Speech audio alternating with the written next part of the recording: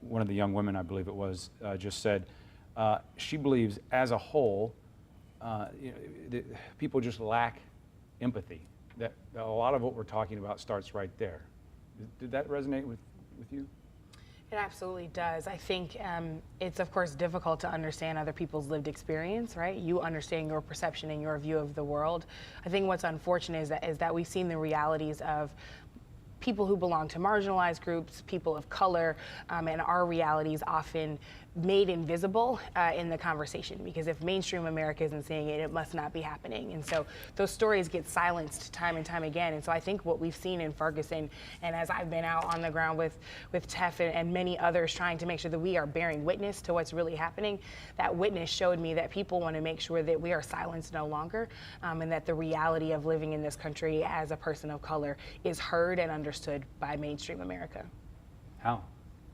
How do we change that empathy, that lack of empathy? Certainly, one of the things that we talked about is the ways that we could connect. And so one of the things that we noticed on the ground was that people from all different walks of life were there trying to make a difference. And so we at least started having dialogue about what we could do next and seeing each other visible. So I think, the borders and boundaries and streets that divide us, that was an opportunity for us to come together to actually see each other, to know that we're out there and that we could really change the trajectory of what this looks like, that this isn't a moment, that it's a movement. And so I think we're already in motion. What I love about the young people is that they did see that they had voice, and they did get to protest, and they did get to practice that. So that's not something you give up. That's right. That's not something you give up. So is there a voice that's become a leader from a young person's perspective? Do you need that? Do you need multiple leaders? Do you need one leader? What do you think? I feel like it's a generational thing. I feel like this generation itself is the leaders.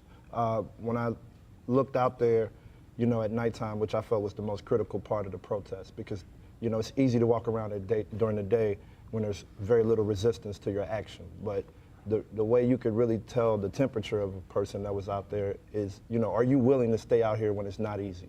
And the only people that I saw willing to stay out there when it wasn't easy was young people.